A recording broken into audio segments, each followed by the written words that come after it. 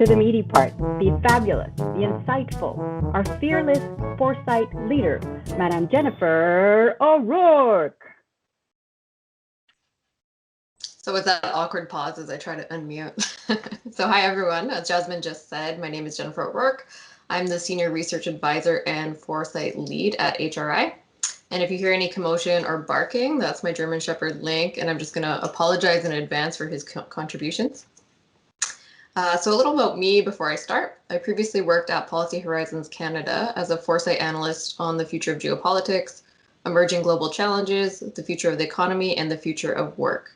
I've also led foresight projects as part of my graduate studies on the future of banking and security and the future of crime, all prior to coming to HRI. So when I was working at Policy Horizons on the future of work, we had multiple government partners involved in the study, and one of them was HRI. When the study wrapped up, I transitioned over to HRI to build off of that work and lead a study on the future of HR. So our foresight team at HRI undertook this study and then kind of pivoted when COVID hit to examine what the next couple of years could look like, given our understanding of the future of work and the disruptions that are resulting from a global pandemic. So the work I'm going to present to you today is the result of all of this research. I will first discuss what foresight is and why we do it, challenges and factors needed for success working in foresight, and then I'll get into the process that our team used and the findings of our work. Next slide, please, Deanna. Okay, so let's get into it. One thing we can say with certainty about the future is it's not really optional. We can't remain frozen in time even if we want to. So knowing this, how can we best prepare for it? This is where strategic foresight comes in. And to be clear, foresight is not about predicting the future. I would be probably quite rich right now if that was true. So it's also not the same as forecasting, rather they complement one another. Foresight is a systematic and rigorous process that we use to explore a range of plausible alternative futures. When we do strategic foresight, we're often examining and trying to understand how a particular issue or system could evolve into the future and what challenges and opportunities could arise. By doing this, we can better prepare ourselves for uncertainty and surprise, which helps us to build more robust policies and programs. So kind of trying to future-proof. I won't get into too much detail on this, but I just wanted to note that there are different tools and methods you can use in strategic foresight. There's not really one method that rules them all. Most foresight practitioners will design a process or a toolkit, that works best based on the need or the work that they're trying to fulfill. So for our study, we used the method that's most used by Policy Horizons, and it was designed specifically for foresight work within the government. If you want to see more about that, you can Google Horizons and they have their manuals and everything online. Next slide, please, Deanna. Perfect. So I mentioned alternative futures a moment ago. Now I want to explain what I mean about this. So this is the cone of plausibility. It's a great visual aid in understanding that there are a range of plausible futures that might occur. If you look at the center of the cone, that's where we are today, the present. To the left is the past, things that have already happened and that we have data on. And to the right, we have the future. The line going straight through the center of that cone is the expected future. A simple way to think of the expected future is the idea that tomorrow is going to be just like today and so on and so forth into infinity. So you take any given data point from the past and you just project it on as if it's going to continue.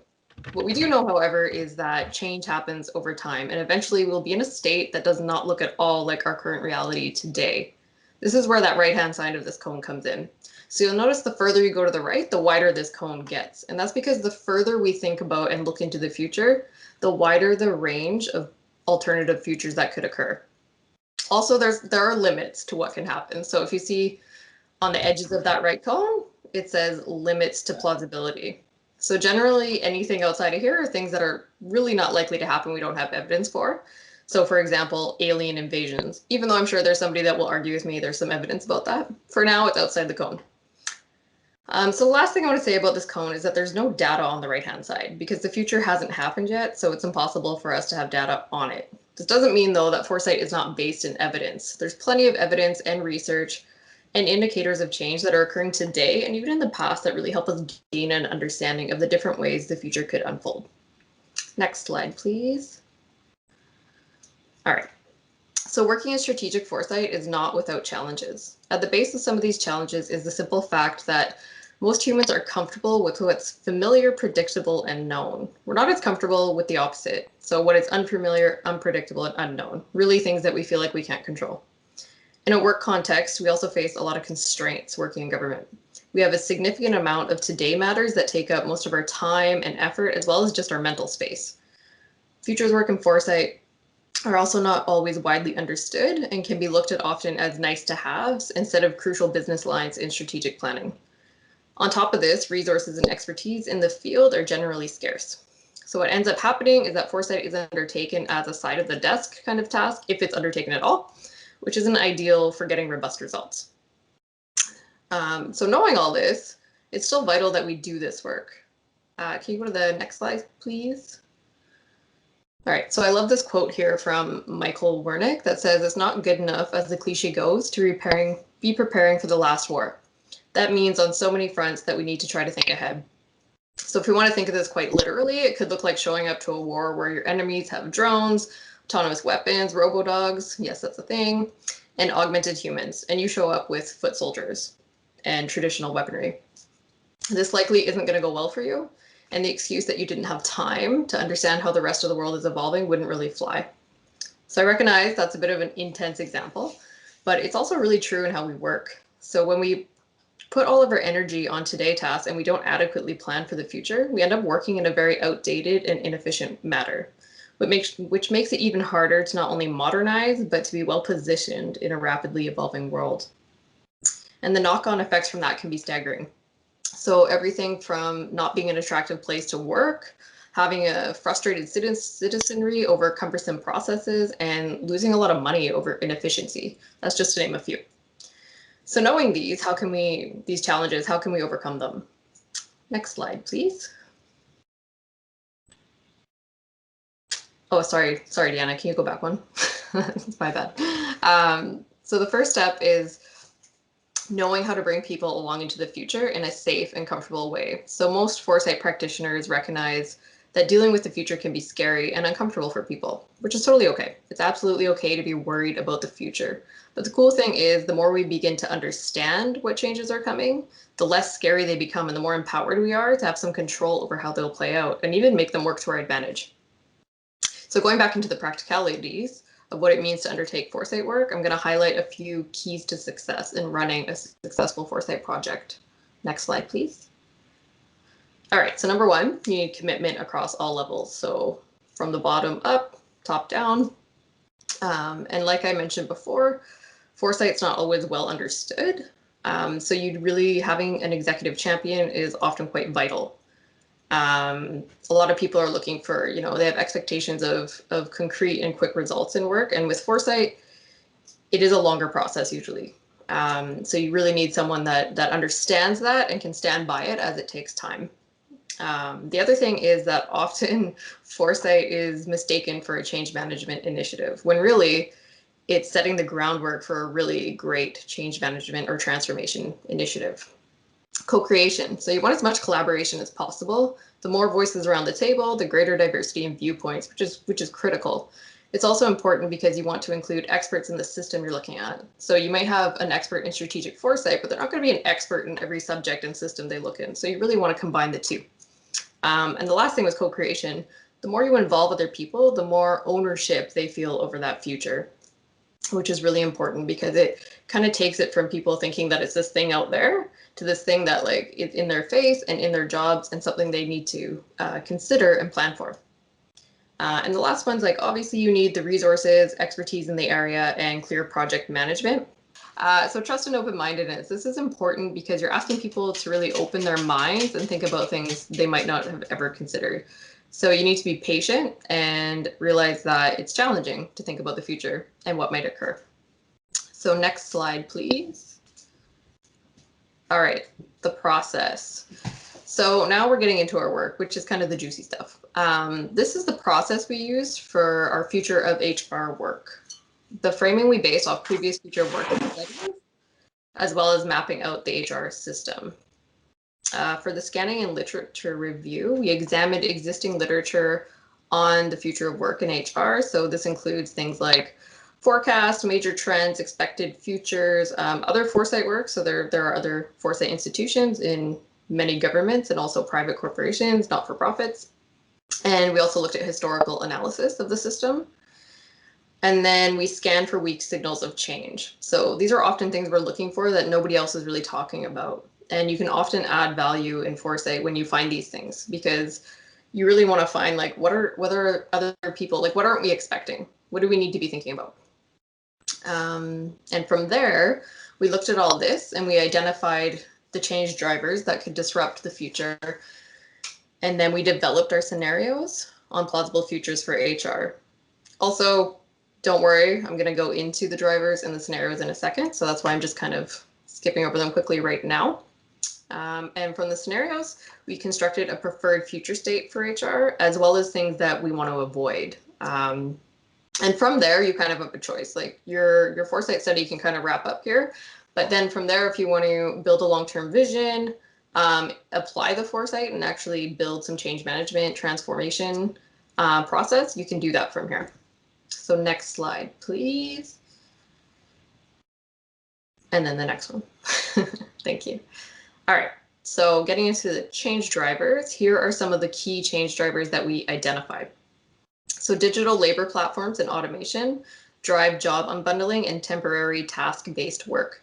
So the idea here is that automation doesn't need to completely replace a job in its entirety. Rather, parts of specific jobs can be automated, thus augmenting what that job looks like and breaking work down into tasks. We couple this with the fact that digital labor platforms are already well established, and we could really see a rise in temporary and task-based work.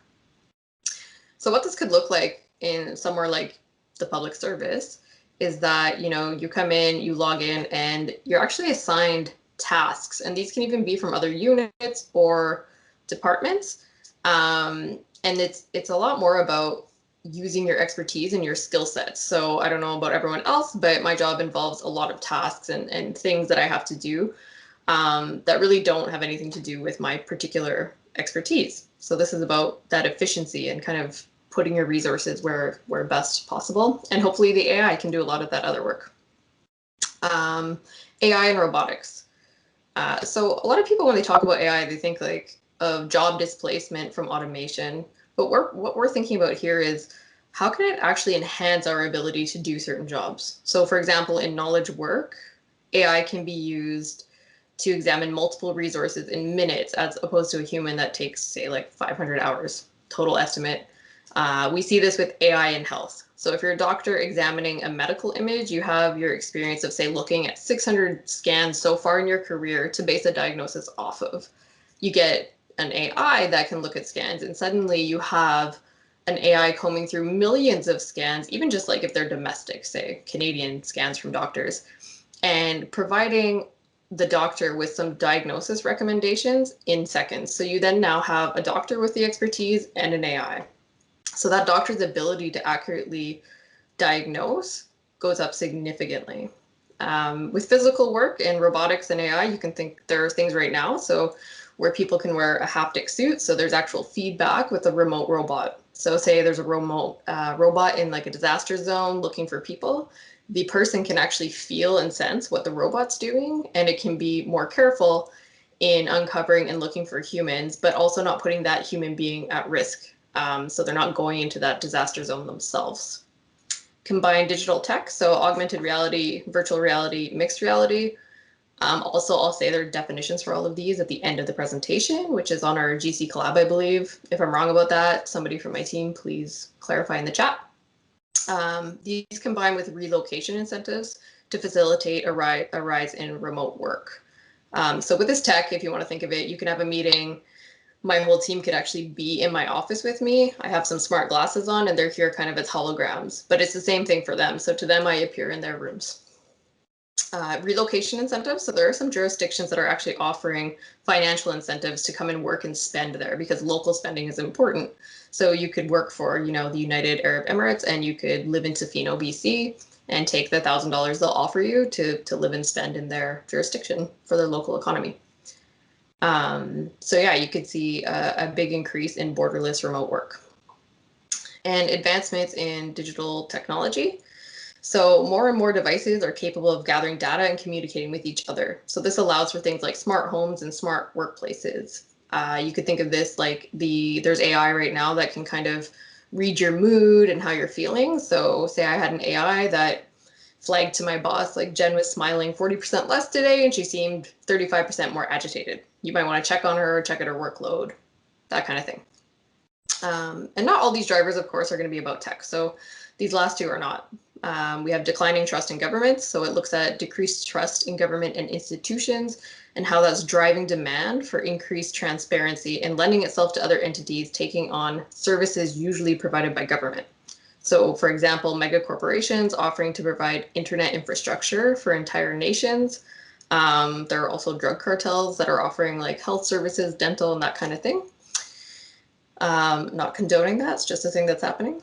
And then changing societal expectations of employers. So we've seen with kind of the rise of infinite access to information and people's ability to reach the world and communicate with one another, that societal issues are coming more and more to light, and people are more and more expecting employers to actually take a stand on social issues, and they'll, even so far as going like leaving a company if they don't take a stand or they take one that they don't agree with. So people looking for aligning their own values with who they work for. So next slide, please. All right, so what does this mean for HR? So just quickly, like if you think of predictive analytics, data centricity, biometrics, we could see a world where you log onto your workspace with biometrics. So it just looks at your eyeball. Shouldn't be too surprising. A lot of us already have facial recognition, thumbprints on our phones. And then you can have data collected about you and your devices and have a hyper personalized learning plan. So, an analysis of like, these are the areas you need to grow in. Here's what we think you should do. And this can change in real time. You could also have that for your mental health, reskilling, all sorts of things. Reputation systems. So these exist today already, and they can play a significant role in the future of work, especially if you think, we could be moving to a global kind of platform-based work. So in China, they have a Sesame credit system. They also have private corporations that have some reputation systems. And these things have, they gather data from your banking, your social media, so who you hang out with, how you spend your money, do you have outstanding fines, do you pay your taxes? And then you get a public score. And this can actually limit like how you travel, where you can travel. They even have things like public shaming. So say you go to a train station and it's flagged like there's a warrant out for you, you can appear on a billboard. So it's a pretty serious thing to consider if we think of that coming into the world of work. It could be what access you have to jobs and where you can work. And job unbundling and borderless work, I already kind of went over that, so I will go to the next slide. All right, so building scenarios and a preferred future. Next slide, please. All right, so for our scenarios, we use this 4-archetype approach. This approach is one that is used at Policy Horizons quite often. It just helps you frame like the different ways the future could play out based on what you know of the change drivers. So muddling through, this scenario is really about reacting all the time. So I think of it kind of as putting out fires as they come up. So, something bad happens, you've got to react. And so maybe you try to put in a policy or something. So you're always just kind of working to fix things. Incremental progress. In this scenario, things are generally getting better, but in an incremental way. But I always caution with this scenario, there's also the chance of an over-embracing of change. So things can go wrong there as well. You can have consequences. An example of that would be not regulating AI use in corporations, and somebody went and used an algorithm to hire, and it turns out it was super biased and there was a lot of discrimination. And we don't find out until way later when a lot of people have already kind of been victimized by it. Incremental decline is kind of the opposite of the previous one. So things are kind of steadily getting worse. Now, this can be from just trying to kind of have a head in the sand approach and hope that change isn't happening and holding out as long as you can, or it can also be active resistance. So really putting in policies to try to like stop change from happening. And this gets to the point where a system can break because it can't keep up with it. And lastly, we have transformation. So in this scenario, it's often a response to an opportunity or a crisis. and it's significant departure from the current state. So if you think of the last two scenarios I mentioned, one of those could have been something that flipped into transformation. So we've usually learned, and it's a more positive scenario. So we've kind of worked out the kinks of the future and we're doing better. Next slide, please. All right, so this slide is obviously not meant to be read. I just wanted to highlight what this process kind of looks like in reality. So this is a snapshot of our scenario matrix, just like a little chunk of it. So what you do is you have your 4 scenarios at the top and your change drivers on the left, and then you work through each scenario and what each driver, so the green was all our change drivers, we had more, what they could unfold like in the scenarios. And then in the red, you can apply specific lenses. So for us, they were HR lenses. For example, we had like wellness and safety, and we had workforce management, among a whole bunch of other ones. So given what we've seen in this scenario, how could that impact HR is where the lenses come in. Next one, please. All right, so this led us to building a preferred future. And something I really want to emphasize here is when you're building the preferred future, you're not just sitting around saying like, this is what I desire as a human. It's not like an opinion-based thing. It's taking all this stuff we saw. So we have a fairly good idea all this change is coming. Okay, so how could it evolve in the best way given that it's already coming? So from that preferred future, from our scenario work, our team went through and we analyzed, we took out pieces that were like, these could be positives for HR. We did this with other people as well. So we had some HR experts involved in this process. And then we also saw things where like, oh, we really don't want that to happen. And from there, we have 2 lists, like a preferred future and a future to avoid.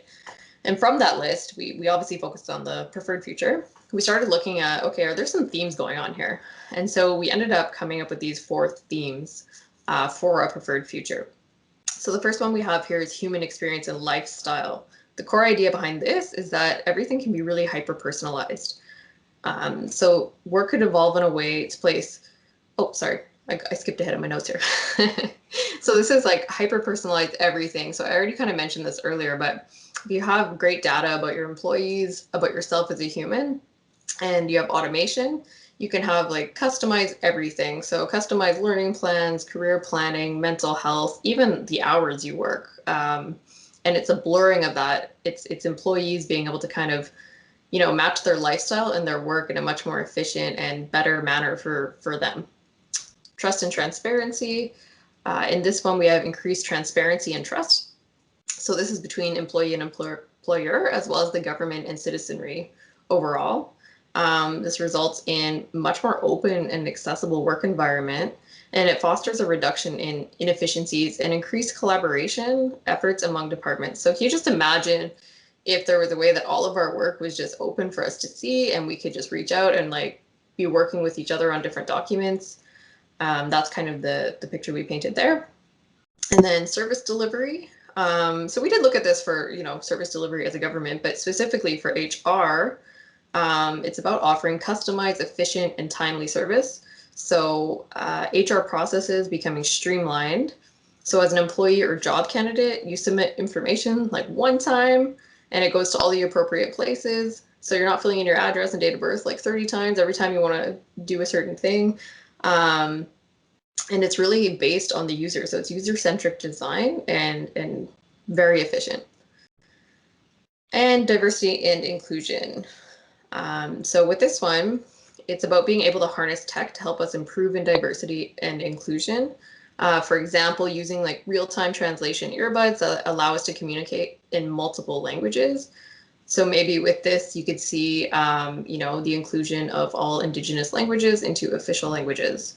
And just any other language, you're just able to communicate. So you can consult experts, you can consult other academic resources that are not in English or French.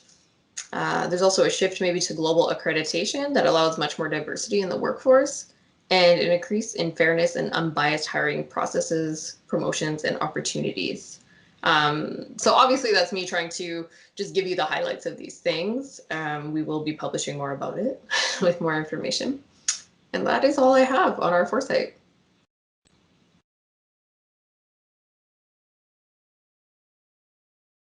Jasmine, that's for you. Sorry, glitching away, just like you. Thank you, Madame O'Rourke. Super insightful, very exciting. You're already stimulating a lot of chat. So if you wouldn't mind jumping on and addressing some of the participants' questions and comments, that would be super. Thank you. And now for the second half of our session today. He has become a household name when it comes to HR innovation. He's been keeping an eye out on everything that's been happening in that domain so we wouldn't have to. And today we are privileged to have him with us today so that he can share his findings with us. So please welcome the one and only Mr. Étienne Laliberté.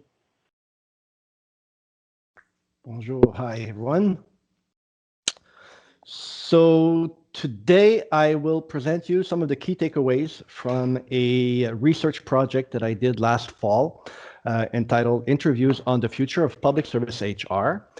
Basically, our ADM of HR in the department asked our HR innovation unit to come up with a long-term vision for HR in the department.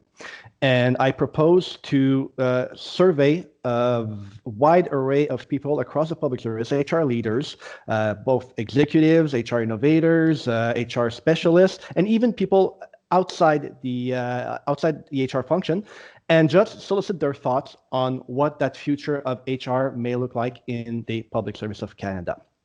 Deanna, if you can move to the next slide.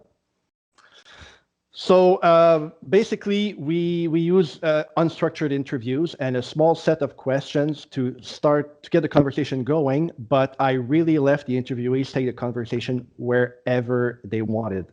And at the end of this, we did the analysis and we merged that, or actually brought that in parallel with the finding of the Foresight to feed into the development of a long-term vision for HR. Next slide. So I approached 550 people for the interviews. About over a third accepted and scheduled interviews with me. The interviews took place over an 8-week period, and out of this exercise, I collected over 100 hours of recorded content, or if you prefer, 700 pages of transcript. About 2/3 of the interviews were conducted in English, a third in French or bilingual, which is very much representative of the two official languages in the public service. And half of all the respondents were executives. You have a breakdown in the pie chart on the right of your screen. The other half were non-executives, and I would say about 70 to 75% of the people approximately were from the HR function. The others were on the periphery. Next slide. In total, 42 organizations were consulted. You see a very high representation of people from ESDC and Service Canada, which is quite understandable given that it was an HR vision for our own department, but I also got really high response rate from OCRO, the Canada School of Public Service, the Canada Revenue Agency, other places, the Treasury Board, Public Service Commission, and then line department. So you got a breakdown of all 42 organizations there. So I like to think that what I heard was representative of a pretty wide range of views across the federal government. Next slide. So what we asked the interviewees was basically imagine the HR function of the future in light of the past year and the reset forced by the pandemic in terms of problems, gaps, limitations we need to address, as well as opportunities that HR must seize. Also, I was very interested in looking into the mindsets and the behaviors that are holding HR back and those that we must develop in HR. And I asked both about the big fundamental changes that we must make in the next decade, but also what might be some of the next concrete steps we might take, and any other questions that the interviewees would like to get answers to. Next slide. And by the way, this deck is made available on my GC Lab group and will also be available on the GC Lab group of the HR innovation team. And you will find in annex all the interview questions that were asked. What you got in front of you here on this screen is an extract from the English interviews only, so about 2/3 of all the interviews. And these are the most frequently mentioned words that I heard in the interviews. It's a good indicator of what topics have surfaced. However, the challenge of doing the qualitative analysis of such a big scale of interviews is not finding the most frequently mentioned words. It's more about making sense of that content and organizing it in a way that propels us towards action. Next slide. So to this end, what I would like to propose is this little diagram that I will use to present the information that will follow, the takeaways. So imagine two axes. The vertical axis represents the level of autonomy or control that a department may have over issues, being a high level of autonomy and control at the top, a low level of autonomy and control at the bottom. And the horizontal axis puts on the left the smaller, more immediate challenges and opportunities that a department may seize or address, and on the right, the bigger, more ambitious challenges and opportunities that might want to tackle. So using this very simple diagram as a basis for organizing some of the key takeaways, let's see what we uncovered during interviews. Next slide. So first, in the top left quadrant, we find the smaller, more immediate challenges and opportunities for which departments have a high level of autonomy and control.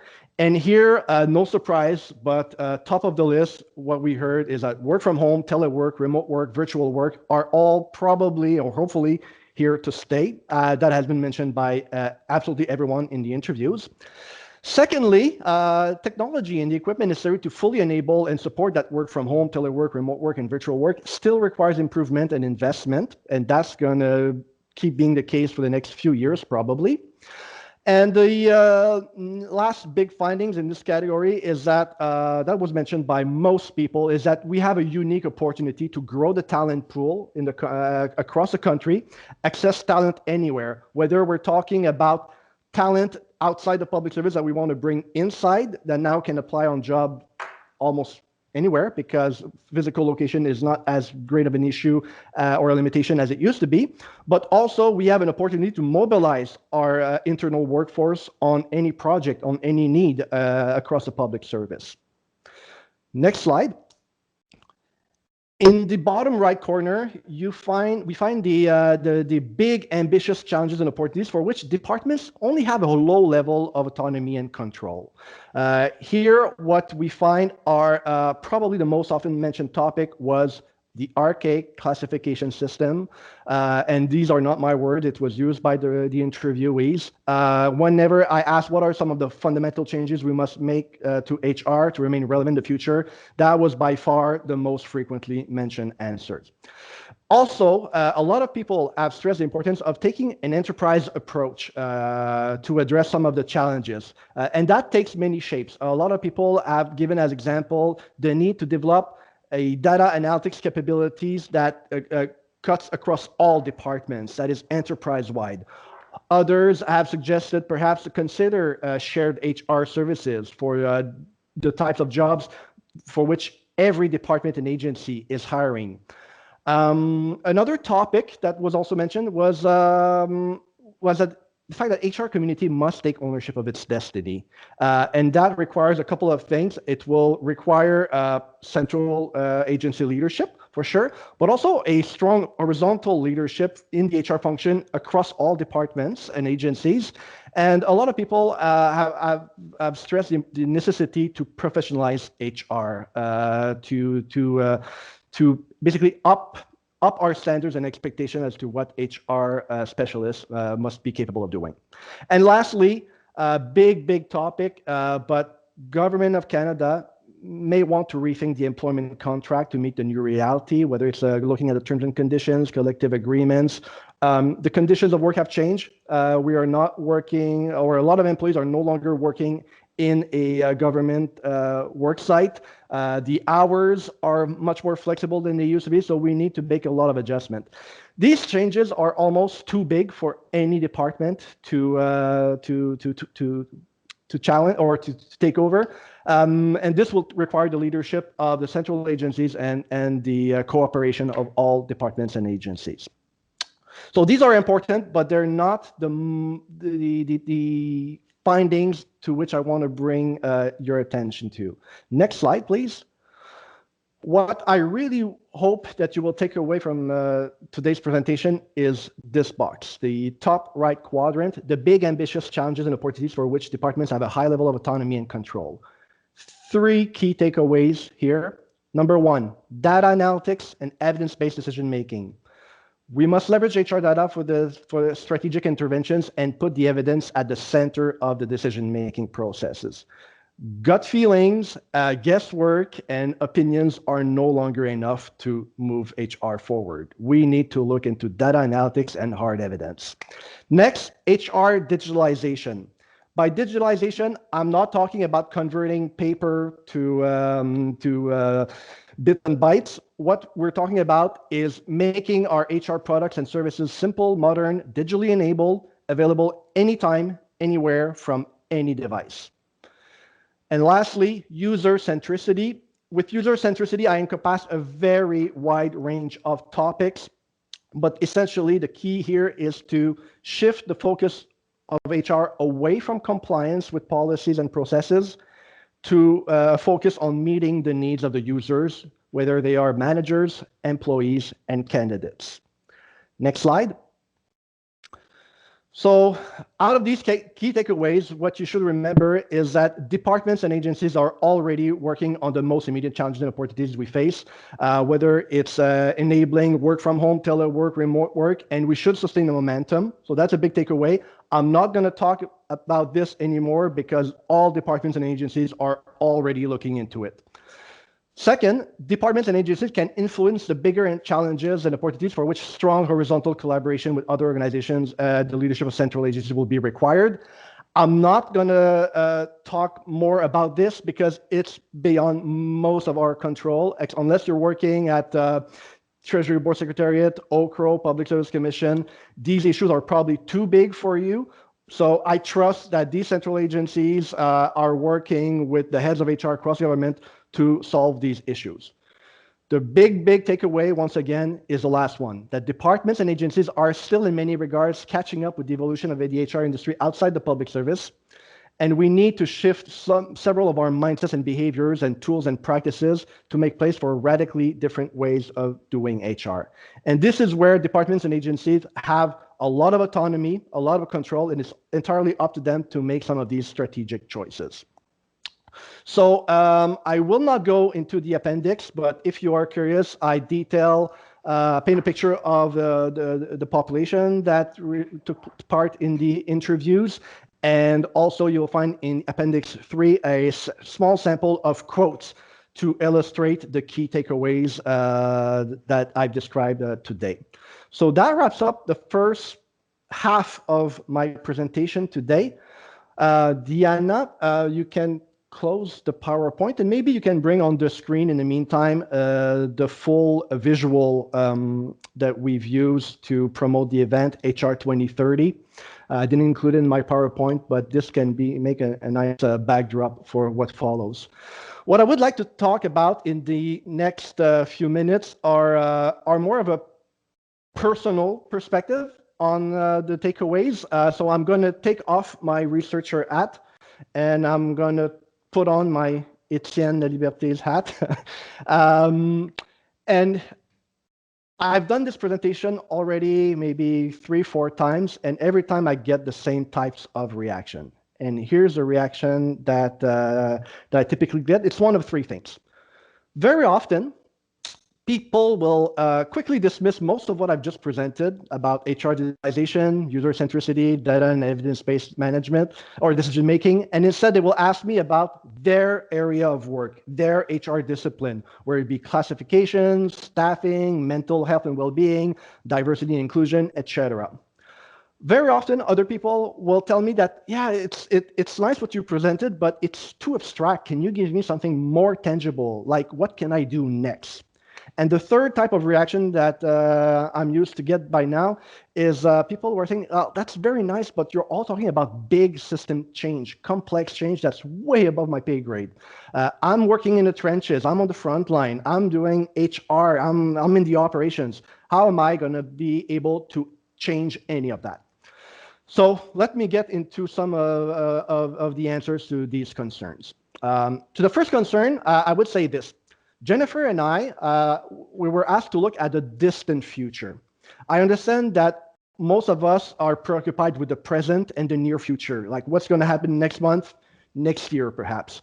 But very few of us take the time to look at the distant future. But Jennifer and I were asked to look at 10 years down the road. And there's some good news. Taking into consideration the distant future actually changes how you approach the short-term future, the near future.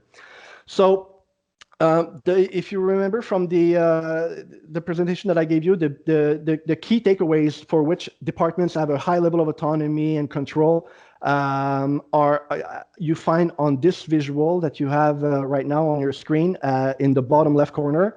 We've called them the pathways.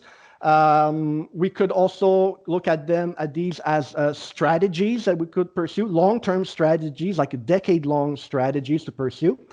But if you keep an eye on these three things, HR digitalizations, data and evidence-based decision-making, and user centricity, it's bound to shape how you approach your current challenges. And this is a question that I hope many of you will start developing, a reflex that you'll start developing, is if you take these three lenses to look at your current challenges, the current problems you're trying to solve in your discipline, in your area of work, what might you be able to do differently if you look at your problem from these three lenses?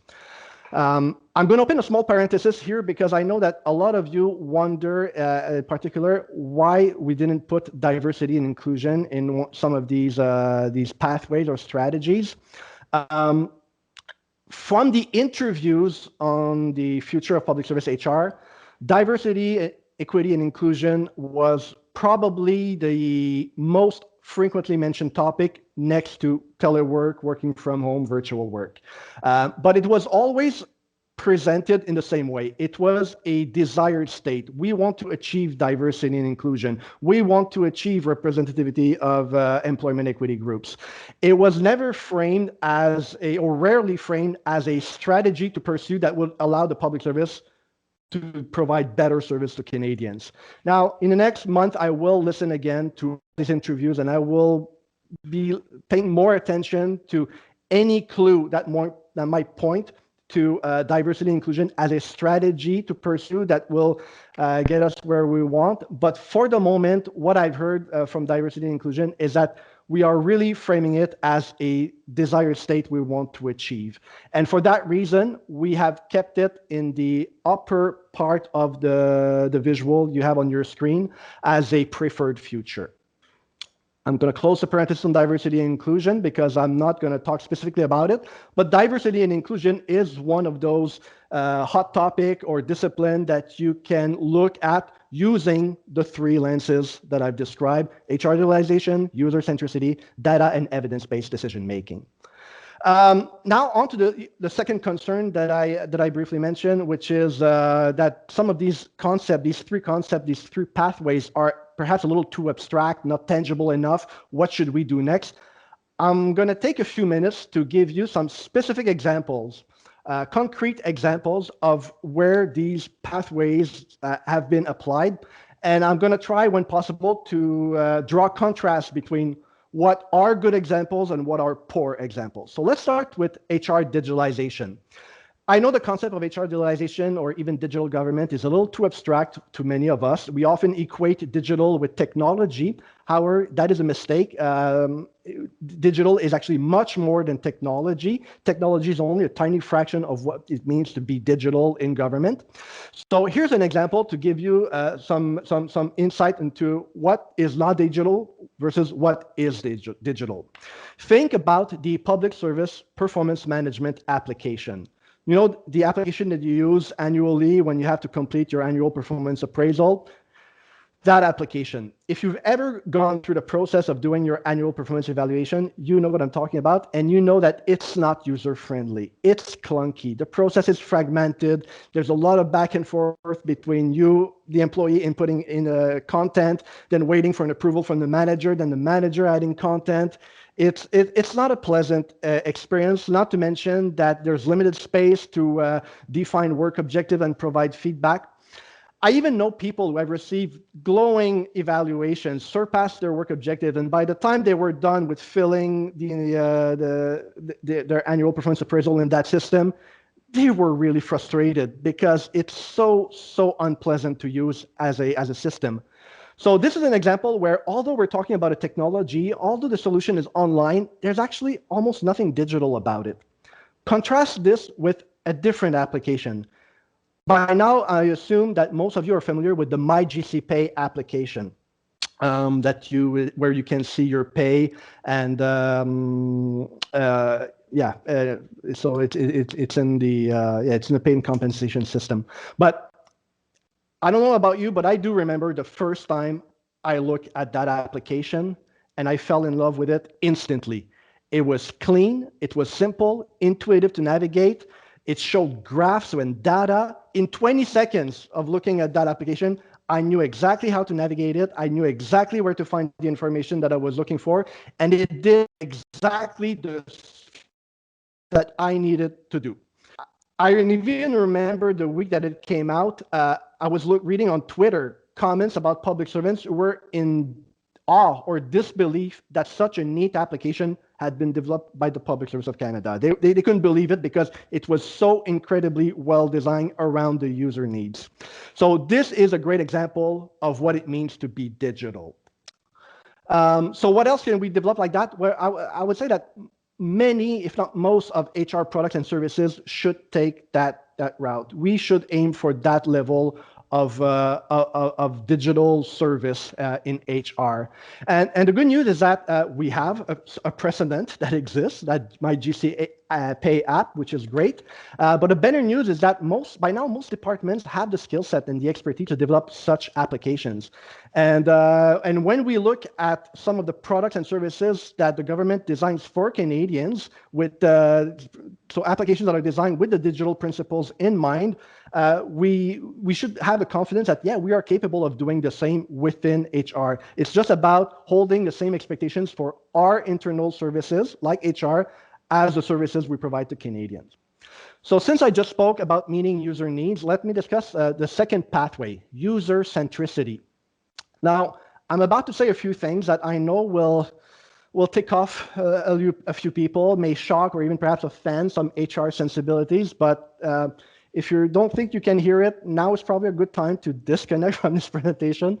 But here it is. And the first thing I'm going to say does not even come from me. It's actually a quote from the director of HR of the BBC, or the former director of HR of the BBC, Lucy Adams, who wrote, HR typically designs solutions around two things, compliance and their own convenience. We don't design HR products and services around the user's needs. And when I think of the users in HR, I think of managers, employees, and even candidates in recruitment and staffing processes. So let's take an example, onboarding. Onboarding is a place where that's getting a lot of attention from HR right now because we have to all of a sudden onboard people virtually, and that proves to be a challenge. And whenever I hear people talk about how to improve onboarding, the typical solutions that I hear about come in the form of checklist, onboarding guides, or orientation training. None of these strike me as solutions that actually make a difference on my experience as a newly onboarded employee. I've been onboarded 11 times since I've joined governments in 11 different departments. And I can tell you that the challenges that I have faced with onboarding have nothing to do with the novelty of the pandemic. And it seemed nowhere were the process designed around me or my managers as users. For example, in the 11 onboarding experience that I've had, twice my managers didn't even know that I was starting that day. Once it took me 2 weeks to get a security card to walk around the building, and I could not even go to the bathroom without asking one of my colleagues for their card which would happen, 3-4 times a day for 2 weeks straight. Imagine how it made me feel as a new employee, having to ask your colleague every time you need to go to the bathroom for their card.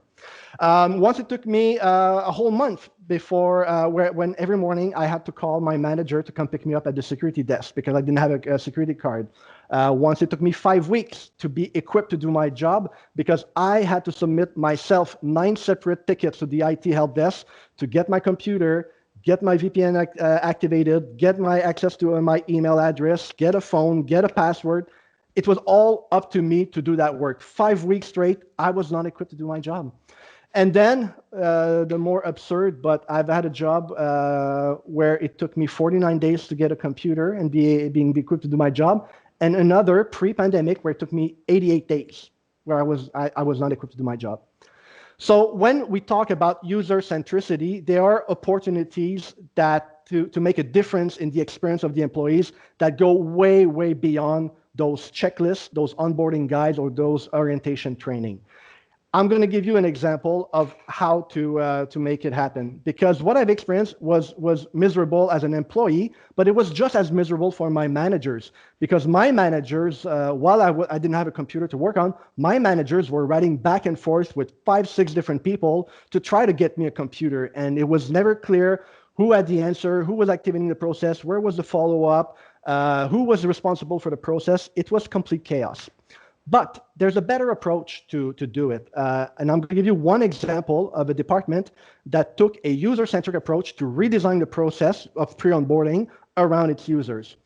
One federal organization created an online form that newly hired employees had to fill and submit, along with their digitally signed letter of offer. The two had to be submitted for the hiring decision to be made official. Now, once the employee clicked the submit button with the form that captured all the information captured in that form fed into 9 different processes internally: security, pay and compensation, technology, workplace facilities, etc. The email would dispatch only the data fields relevant to each process to the process owners, without going through HR, without going through the hiring managers, directly from the newly hired employee to the process owners. By doing so, that organization achieved 4 things. 1, they made the process very simple for the employee, because now the employee don't have to fill 9 separate forms. They only have to fill a single form that they submit once, and the work is done. There's no more hassle on their part.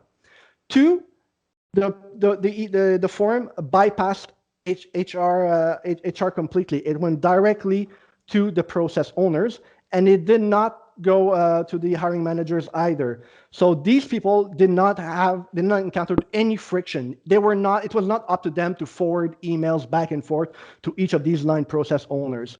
And lastly, just by automating that one form, that organization was able to reduce the work involved in the pre-onboarding process by 75%. There used to be a team of 12 people that were doing all this back and forth of email, and now they were down to 3 to just make sure that everything was going smoothly. So it was a grand slam, if you want. They hit all the boxes just by designing a process around the users. So this is what we should do with most of our HR processes. Really design them for the convenience of the users, not necessarily for the convenience of HR. Lastly, the third pathway, data and evidence-based decision-making. 2 elements here that I want to talk about. On one hand, evidence-based decision-making. On the other hand, data. Let's start with evidence-based decision-making. You might have heard of the recent audit of the Staffing Public Service Commission on staffing. And if you have, you know that they've recommended to make unconscious bias training mandatory for all hiring managers. Now, this came to me as a bit of a surprise because it was announced just like a month or 2 after the UK Civil Service decided to cancel unconscious bias training on the grounds that it did not move the needle. It did not really improve bias in staffing.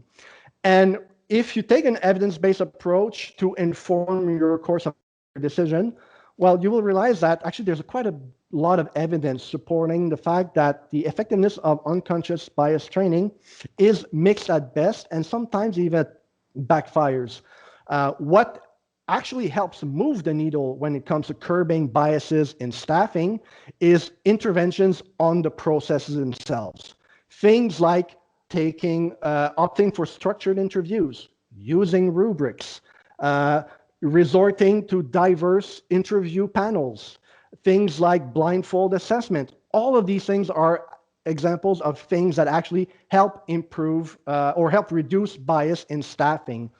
So if I was asked to take a evidence-based approach to improving reducing bias in staffing, my recommendation would be, if I was asked to, can you come up with some training that will help the situation? I would probably advise, yeah, let's train managers and HR on developing assessment tools and coming up with hiring processes that curb these bias, and give them a list of maybe 30 different options that can be considered that will make staffing decisions more objective. That would be an evidence-based way to go about it. When it comes to data and evidence-based, the other part of the equation is looking at our data to see is what we're doing getting us the result that we want? Is it helping us move the needle, or should we modify what we're doing? What I'm going to say next, it might be a bit controversial, but the other day I was trying to estimate the cost of staffing and recruitment in the public service. And I had to work a few assumptions. So for example, I decided to only consider the core administration of the public service, not the separate employers, not the corporations. I decided to look only at the salary cost of HR people who are doing staffing and recruitment, and also all these other support offices that we sometimes call shadow shops that are doing operational staffing and recruitment work. So I decided to exclude the cost of assessment tests, the cost of online tools. I figured I could not really count the time that managers spend on the corner of the desk helping out with interview panels. So if I just look at the salary cost in HR and shadow shops going into staffing and recruitment, my best guess was that it probably cost the core administration of the public service annually about $100 million to do staffing and recruitment. I said $100 million, but if someone came to me and said it's actually 150, I would believe them definitely. But let's assume that we're talking about $100 million, and it's my most conservative estimate. I look at that and I have to ask, do we know whether the qualifications that we put on the job posters and the assessment tools that we use to assess all qualification, how do we know whether it gets us the right people? How do we know whether it actually gets us higher performance in the job once the people have hired? And the troubling answer is that for the most part, we don't. I really don't know of any business lines where they look into those questions.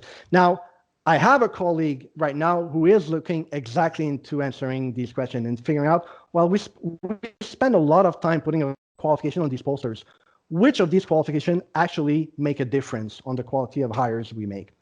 So all that to say that we need to do a better job at looking at our data. HR sits on a gigantic mountain of data, and we need to look at it.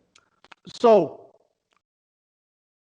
couple of things to wrap it up when it comes to the three pathways that I described earlier: HR digitalization, user centricity, data and evidence-based decision making.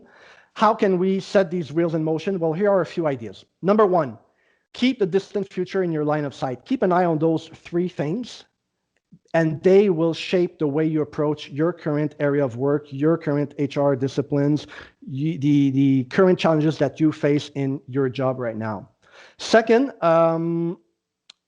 chances are that any solution that you consider will involve a blend of those three pathways, three strategies. So you might even want to look at those three pathways as a little dial. So maybe what would happen if you put a bit more emphasis on HR digitalization and a little less on user centricity? Maybe a little more on data and evidence-based and a little less on digitalization. play around with these options to see how it might help you come up with creative solutions to your current problem. There's some good news is that when it comes to mindsets, behaviors, skills, and capabilities, there's already a lot of tools at our disposal to educate us, to give us the knowledge that we need to get going with these 3 pathways. You just have to look at the Canada School of Public Service website. They have a lot of training on digital government, a lot of training on data literacy. Definitely take the time to educate yourself, get curious about it. These are essential topics for any HR advisors in the future. So take your own professional development in hands and look into it. Perhaps a short note on agility, but we need to start thinking about making our structures a bit more flexible to adapt to changing needs. And so far, historically, we've really structured HR around the traditional disciplines. However, when I look at the future, I have to ask, is there a different way we should organize HR?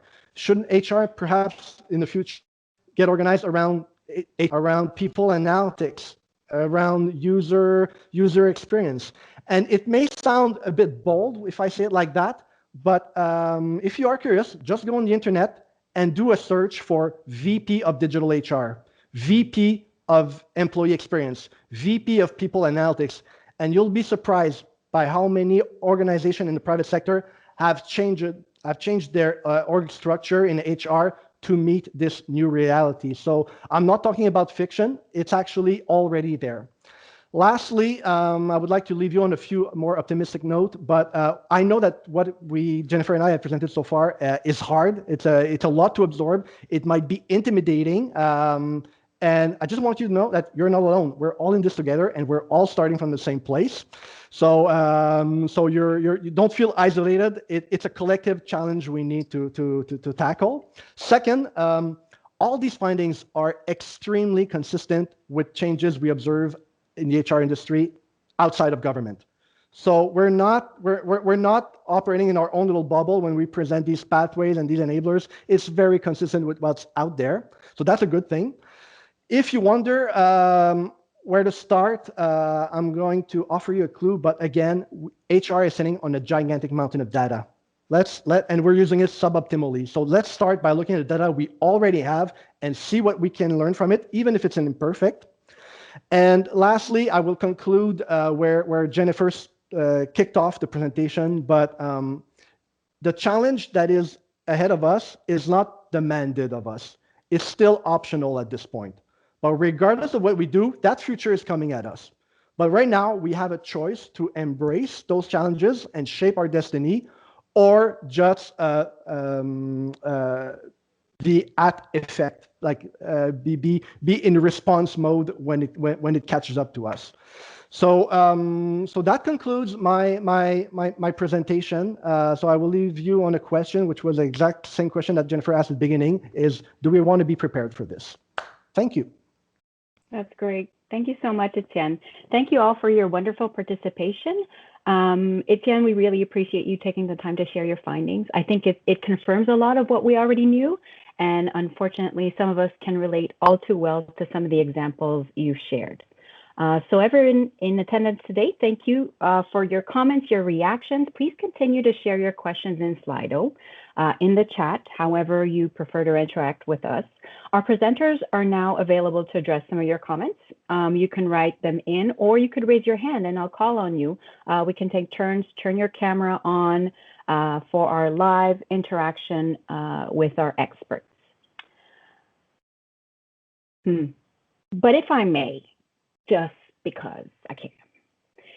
Jen, I'm going to start with one of the easier questions because you know I have a really hard one. But have you seen promising shifts over the course of the past few years in your time as a Foresight expert, or even in the last year in the pandemic, that would kind of inspire, you know, the way, the changes we need to adopt in the workplace, or how we can apply it within our own day-to-day work? What shifts and perspectives have you seen that are really exciting and inspiring for the rest of us?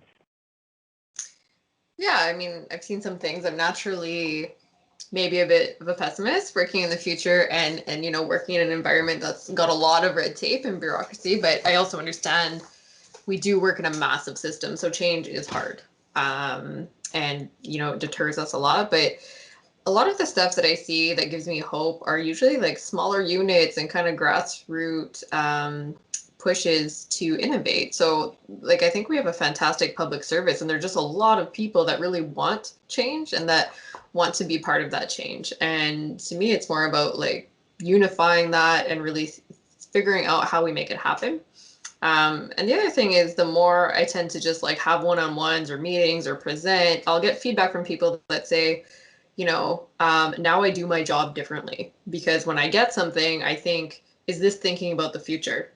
And so that might not sound like some great massive win, but the more people whose mindsets shift like that, the more ripple effects we get. So that's kind of my thoughts on that one. Wonderful, thank you. All right, so not too much action going on the Slido or the chat, so I will continue to take all of your time. Mr. Laliberté, during the course of your interviews, what made you the most excited or what made you go, whoa, game changer? I think it's whenever I heard original thoughts or impactful ways of saying or conveying known facts. But whenever I saw convergence in what people were saying, but for example, taking a topic like data analytics, I've heard a lot of great stuff on the topic. But what was fascinating at some point was what perspective that I was hearing was complementary to the other. And we're getting a very, very holistic view of a problem, but everyone looking at it from slightly different angles.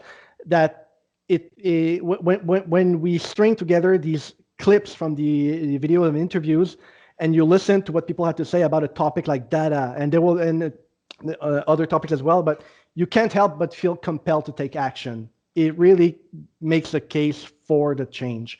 And in fact, this is one product that I'm going to start working on next month, but I want to package some of these videos where I take excerpts from the interviews and just string together some of the best clips around specific topics to add substance to the changes that I've described. Super. Thank you, sir. Let's jump on the Slido. A really easy question from our audience. This is perfect. Do you expect that there will be more flow between the public service and non-government, private sector, academia, or otherwise, including within the public service leadership in the next 10 to 15 years? So more experience outside the government. Like I said, easy question. Go ahead. Well, I'm going to answer the question without answering it, but it inspired me something else. I don't know what the answer to that question is. However, I can tell you that if HR gets serious about going down the road of HR digitalization, user centricity, and data and evidence-based decision making, it needs to hire people with a new skill set.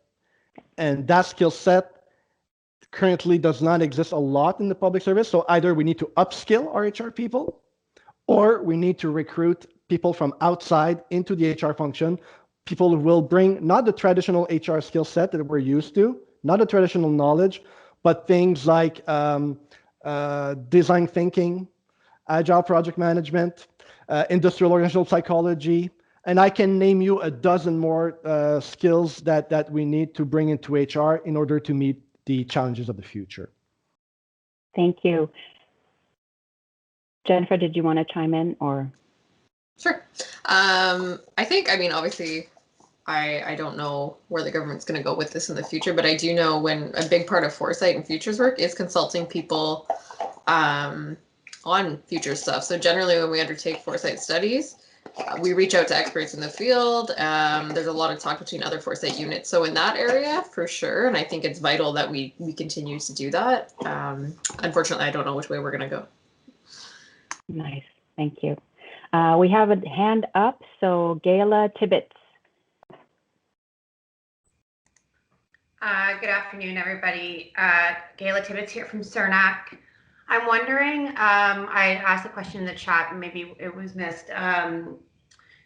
This has come out of ESDC. So what is the support that you're getting from your senior leaders in terms of becoming a more flexible service line as it relates to HR and staffing and recruitment and all of the great things that you guys have talked about? Are HR advisors going to be given that flexibility to apply the Public Service Employment Act in these ways that you are describing?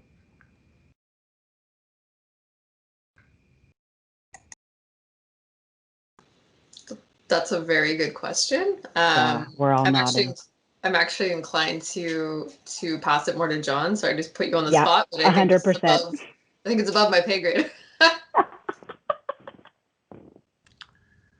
Yeah, thank you for that question. I'll note that we're kind of in the early days, and I would say that we do have very strong support. And in fact, this exercise was, supported at the senior management of the branch in terms of thinking about where our branch is going within ESDC over the next 5 to 10 years. So we're still, I would say we're still in early days of thinking about what does that mean for the branch? How do we make those shifts? So we're not quite there yet, but I would note, yes, there is support. It's just a matter of figuring out what does that actually look like. And again, still work to be done on that front. Does that answer your question? Sure, it does, John. Because it begs the question for me that once you guys, well, you are obviously very much on the road to success here. And once you are achieving that and actually the work is being done within your department, how will you share that success across the government, across the federal families, so that other HR shops can jump on the boat with you guys? Yeah, thank you. We definitely want to work out in the open. So events like this, sharing some of our findings, we will continue to do so. We have a GC Collab page. So yes, we definitely want to work in the open. So stay tuned. We'll be sharing things as they happen. Thank you. Thank you. I notice Étienne also has his hand up. If you want to jump in, Étienne. The challenge of organizing HR to better meet the demands is not unique to the public service. Private sector is always struggling with the same questions. No one has found the exact service delivery model that allows them to do this without any friction. But there's one basic question that we can ask ourselves in HR, in the public service, that has to do almost with the why we do HR. And if HR wants to be seen as relevant, remain relevant in the eyes of its clients, it only has to do really one thing. It needs to take a load off the shoulders of managers without dumping that load on the employees. If it succeeds in doing only that, HR will always be welcome at the table. HR will always be seen as a partner, as a friend. But if we are there to impose constraints, impose process, impose more requirements on managers and employees without helping them, without making their life easier, we're in the wrong business. And I say that because it is problematic. It is something that surfaced in the interviews. I use it very politically correct, the word user centricity. But what I've heard from the mouth of the people that I've spoken to is that we just don't have that client focus. That service orientation. We simply don't have it. And that's not me saying it. I'm echoing what I've heard from the interviews, but it was stated to me exactly the way I just said it.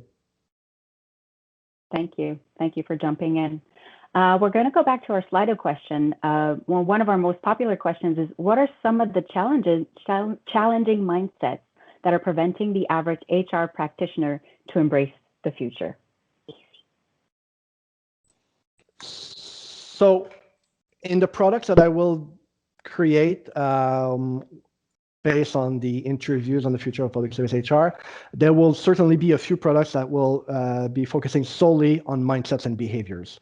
But I can tell you right away that the mindset that I've heard being mentioned, being named the most often as when it comes to being an obstacle to the way what we do in HR has been risk aversion. By far, like it's at the top of the list in terms of obstacles. When we think of mindsets that are enablers, then there are multiple that have surfaced. I really enjoy hearing things like curiosity, creativity, that service orientation, that service culture. They were all great. But for me, when I looked at all the interviews that I've heard, I'm almost tempted to separate the answers that I've heard in two categories. And I'm not talking about the interviewees, but really their answers. But answers tended to fall in one of two groups. There were answers that kind of normalize the problematic. And here's what I mean. There are issues, but we don't want to bring too much attention to these problems. We almost say, well, it's the way we've always done things. It's that problem has been around for a long time. It's too big for us, so we're not going to solve it. So just let's not delve too much into it.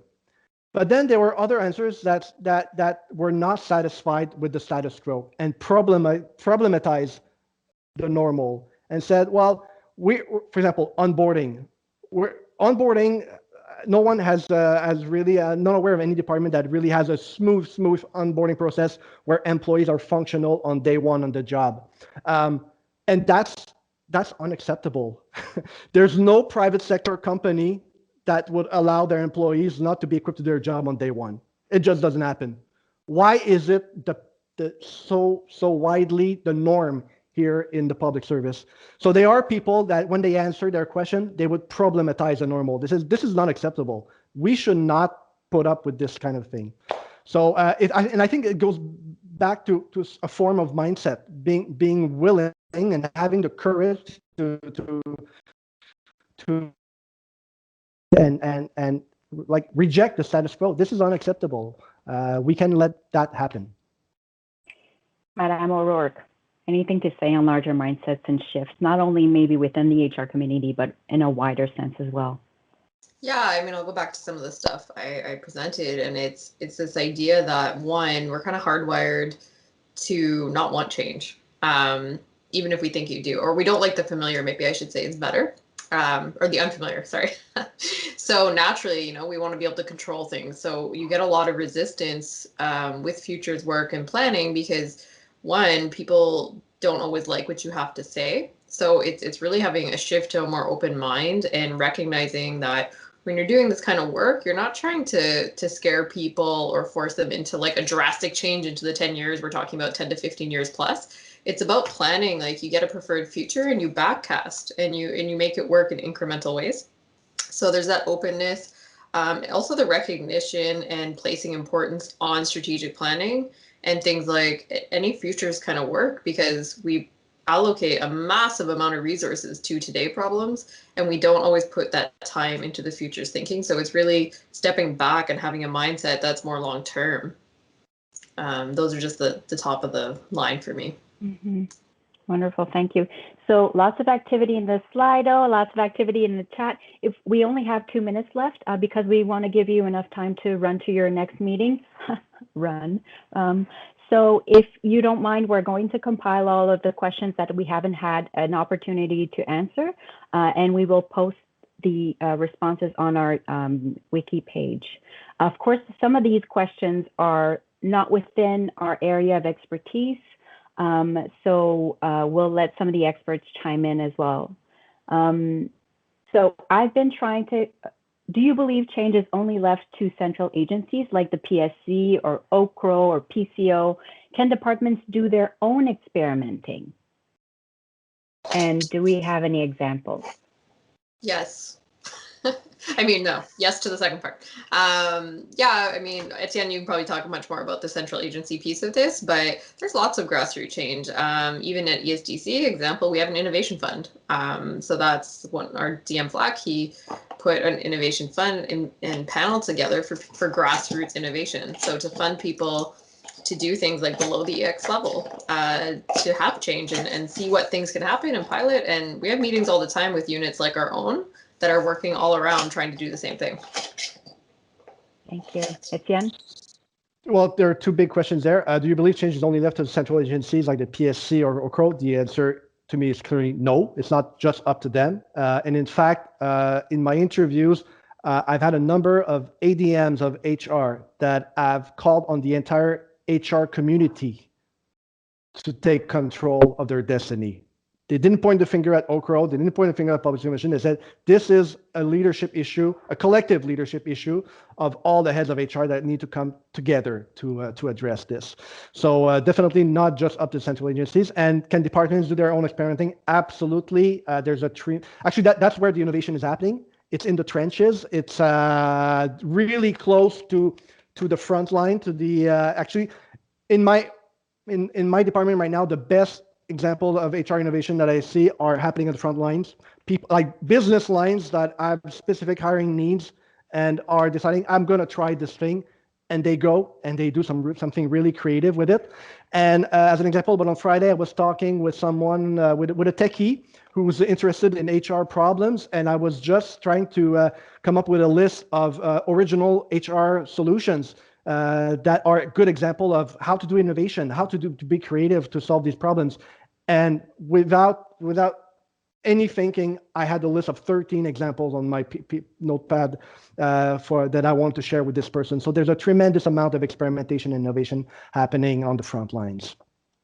100%. That's why we'll keep having these sessions, because we want to showcase them. We want to educate other departments, other entities as to what is possible and what is doable, what is scalable, what lessons learned can be shared, et cetera, et cetera. So please stay tuned. Unfortunately, we're out of time. Like I said, we'll compile some of these questions, which are excellent, by the way, and we will try to post some answers as we develop them. So thank you all so much for attending our first ever HR Innovation HR RH à la carte session. You've been a wonderful audience. Please take a moment to let us know how we did through Slido using the code hashtag HR Innovation. And keep an eye out on our GC Collab page, our GC Wiki page for the recordings, additional resources, more information on future events. We look forward to seeing you again. And stay safe, stay healthy, everyone.